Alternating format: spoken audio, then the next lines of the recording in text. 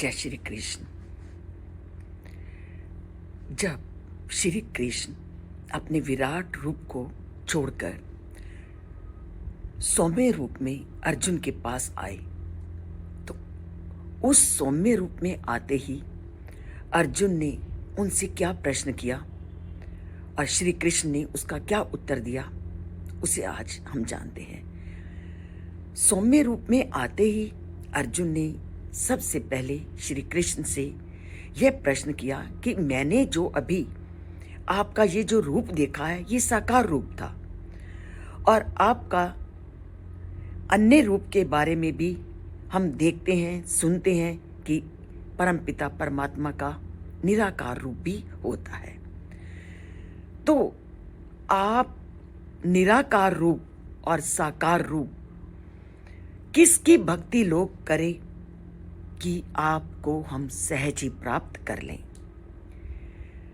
तो श्री कृष्ण उसका क्या उत्तर देते हैं? वो कहते हैं, मयि अवेश्ये मनो ये माम नित्य युक्ता उपासते श्रद्धया परया उपेतस्ते मे युक्त तमः मता। उस दोनों ही भक्तियों को अच्छा कहते हैं, परंतु वह कहते हैं कि सबसे श्रेष्ठ भक्ति क्या है कि जो पूरी तरह से अपने मन को मुझ में स्थिर कर देता है और दृढ़ता पूर्वक और श्रद्धा पूर्वक तल्लीन होकर के मेरी भक्ति करता है, और जो भी कार्य करता है वह मुझे समर्पित करते हुए करता है, वही मेरा श्रेष्ठ भक्त है। तो श्री कृष्ण के भक्ति, श्री कृष्ण के प्रति आस्था, श्री कृष्ण के प्रति प्रेम ही उस परम पिता परमात्मा में उनके प्रति की गई भक्ति है। और इसको हम बहुत से उदाहरणों से स्पष्ट कर सकते हैं। जैसे अंधेरे में किसी व्यक्ति को जब हम दूर से आते हुए देखते हैं तो हमें उसका ज्ञान नहीं होता कि कौन है, केवल उसकी एक परछाई सी अंधेरे में हमें दिखती है कि कोई आ रहा है। जैसे जैसे वो व्यक्ति हमारे पास आता है हमें दिखाई देने लगता है कि वो कौन है, और जब वो बिल्कुल हमारे पास आ जाता है तो उसके पूरे व्यक्तित्व का, उसके पूरी भौतिक शरीर का ज्ञान हमें हो जाता है।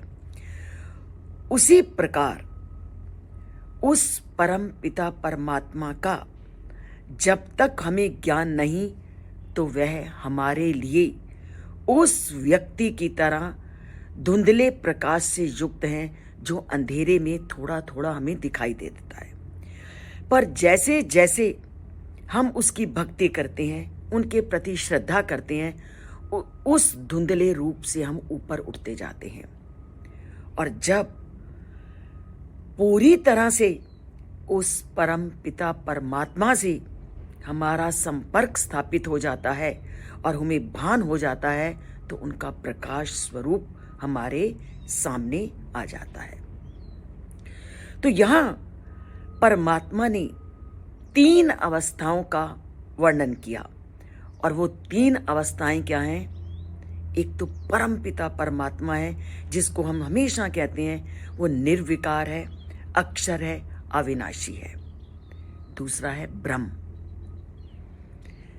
ब्रह्म क्या है? जो इस पूरे संसार में व्यापक रूप में स्थित है। दूसरा है परमात्मा।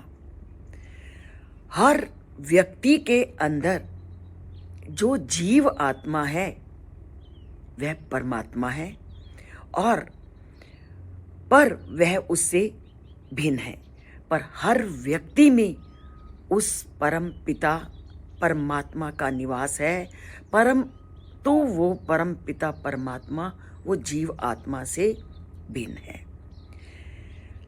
इसीलिए तो पतंजलि योग दर्शन में अष्टांग योग का वर्णन है कि अष्टांग योग के माध्यम से हम अपने भीतर स्थित उस जीवात्मा को जानकर परमात्मा तक पहुंच सकते हैं। तो पतंजलि योग दर्शन का अष्टांग योग उस परम पिता तक पहुंचाने की एक सीढ़ी है। और तीसरा स्वरूप है भगवान।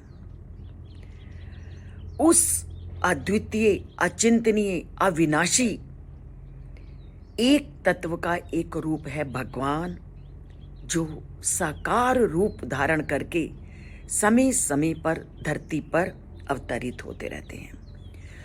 और कभी वो हमें विभिन्न देवी देवताओं के रूप में मिलते हैं, कभी किसी संत पुरुष में दिखाई देते हैं। तो ये है भगवान का वह रूप जो उस परम पिता परमात्मा का यह तीसरा रूप है, जो साकार रूप में सृष्टि में आता रहता है और संसार का निरंतर कल्याण करता रहता है। इसे हम इस रूप में भी समझ सकते हैं, जल लो, भाप लो और बर्फ लो, तीनों में हाइड्रोजन के कण हैं। तीनों में हाइड्रोजन के कण हैं, परंतु तीनों का स्वरूप अलग अलग है। क्या कभी किसी व्यक्ति को अगर प्यास लगे तो बर्फ से प्यास बुझ सकती है? नहीं। है तीनों में हाइड्रोजन, पर तीनों का स्वरूप अलग है। उसी प्रकार परमात्मा के ये तीन रूप हैं, परमात्मा, ब्रह्म और भगवान। और तीनों की प्राप्ति के साधन अलग अलग हैं। जिस व्यक्ति को जो साधन अपने अनुकूल लगता है, वह उसी के माध्यम से उसको प्राप्त करने का प्रयत्न करते हैं। पर पूर्ण रूप से वो परम पिता परमात्मा एक ही है। और ये जो तीन हैं, ब्रह्म, जीवात्मा, परमात्मा और भगवान, ये उसके विभिन्न स्वरूप हैं, जैसे जल, भाप और बर्फ। पूरी सृष्टि का कर्ता एक तत्व है और वह विभिन्न रूपों में इस सृष्टि का संचालन करता है। पर सबसे श्रेष्ठ मार्ग है उस परम पिता परमात्मा को पाने का भक्ति। श्री कृष्ण भक्ति को उस परम पिता परमात्मा तक पहुंचाने का सबसे सरल और श्रेष्ठ मार्ग बताते हैं। और उसके लिए वो कहते हैं कि आप मेरा स्मरण करो, आप मेरे बारे में जानो, मेरी कथित तथ्यों को पढ़ो, सुनो और मेरे बारे में जानने का प्रयत्न करो। तो बनना है उस परम पिता परमात्मा का भक्त, पाना है उसका अनुग्रह, तो गीता के श्लोकों को पढ़ना शुरू कर दीजिए। पूरे जीवन का सार आपको इन श्लोकों में मिलेगा। तो पढ़ते हैं उनके श्लोकों को, सुनते हैं उनके श्लोकों को और जुड़ते हैं इस चैनल के साथ। अगर सब्सक्राइब नहीं किया तो केवल एक बार सब्सक्राइब कीजिए और लाइक का बटन दबाना मत भूलिए। इसको भी आप एक अनिवार्य रूप में पालन करना शुरू कर दीजिए और परमात्मा की कृपा पानी भी सरल हो जाएगी। तो पाते हैं उस परम पिता परमात्मा की कृपा को इस चैनल से जुड़कर, उनके बारे में सुनकर, उनके बारे में पढ़कर। तो लिखते हैं जय श्री कृष्ण, बोलते हैं जय श्री कृष्ण और चैनल को सब्सक्राइब करते हैं अगर नहीं किया हुआ तो। जय श्री कृष्ण।